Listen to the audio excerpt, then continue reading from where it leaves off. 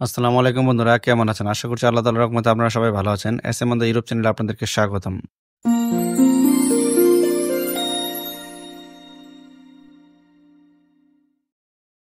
আজ ২৪ নভেম্বর ২০২৪ রবিবার। আজকে বিএফএস গ্লোবালের পাসপোর্ট রিটার্ন সংখ্যা ছিল অনেক এবং ভিসা সংখ্যা ছিল বরাবর আগেরই মতো। আজকে বিএফএস গ্লোবালে অনেক বেশি সংখ্যক মানুষ ছিলেন। এদের মধ্যে অনেকেই ছিলেন পাসপোর্ট রিটার্ন নেওয়ার জন্য, আবার অনেকেই ছিলেন ভিসা নেওয়ার জন্য। বিশেষ করে আরেকটি কথা, সেটি হচ্ছে এদের মধ্যে অনেকেই ছিলেন যারা রিটার্ন পাসপোর্ট নিয়েছিলেন কিন্তু বিএফএস গ্লোবাল থেকে পুনরায় মেসেজ পেয়েছিলেন আবার পাসপোর্ট ভিসা সহ নেওয়ার জন্য। আজকে তাদের বিষয়ে কথা বলবো। তার আগে আপনাদের কাছে একটা অনুরোধ থাকবে, যারা আমার চ্যানেলতে নতুন রয়েছেন দয়া করে চ্যানেলটি সাবস্ক্রাইব করে রাখবেন যেন আমাদের ইউরোপ সংক্রান্ত সকল ভিডিও আপনাদের কাছে পৌঁছে যায়। আজকে বিএফএস গ্লোবালে পাসপোর্ট রিটার্ন সংখ্যা ছিল 650-এর উপরে। বিএফএস গ্লোবালে আজকে ভোর থেকে বিকাল পর্যন্ত লম্বা লাইন ছিল।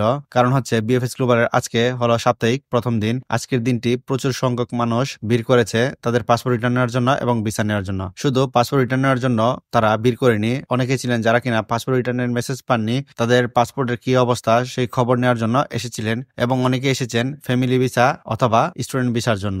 আপনারা ভালো করে জানেন, ফ্যামিলি ভিসা যদি একজন মানুষ আসে তাদের সাথে আরো 1 থেকে 2 জন মানুষ আসে। বিএফএস গ্লোবাল আজকে ভিসার সংখ্যা ছিল প্রায় 27টি। এদের মধ্যে ফ্যামিলি ভিসা ছিল 13টি এবং এগ্রিকালচার ভিসা ছিল 5টি, স্পন্সর ভিসা ছিল 3টি, ট্যুরিস্ট ভিসা ছিল 2টি এবং স্টুডেন্ট ভিসা ছিল 4টি। আমার কাছে এই পর্যন্ত ভিসা সংক্রান্ত খবর ছিল। পাসপোর্ট রিটার্নের সংখ্যা আজকে কেন 650-এর উপরে? কারণ বিএফএস গ্লোবালের শুক্র এবং শনিবার কাজ বন্ধ থাকে, এই জন্য যারা গত সপ্তাহে মেসেজ পেয়েছিলেন তারা সবাই আজকে এসে ভিড় করছে। এছাড়া যাদের মোবাইলে মেসেজ যায়নি তারা ইন্টারনেটে বিএফএস গ্লোবাল ওয়েবসাইটে গিয়ে ট্রেকিং করে যখন জানতে পেরেছে আজকে তারা পাসপোর্ট নিতে পারবে, তারা এসে উপস্থিত হয়েছেন। আপনারা গত সপ্তাহ শুনেছিলেন ইতালি এম্বাসি থেকে বলা হয়েছে আগামী সপ্তাহ থেকে তারা ভালো পরিমাণ ভিসা ডেলিভারি দিবে। এর প্রমাণ ধীরে ধীরে পাওয়া যাচ্ছে। আজকে ভিসার সংখ্যার পরিমাণ ছিল অন্যান্য দিনের তুলনায় মোটামুটি ভালো। আশা করছি আগামী দিনগুলোতে ভিসা পরিমাণ খুব ভালো থাকবে। রিটার্নের পরিমাণ এত বেশি সবসময় থাকবে না।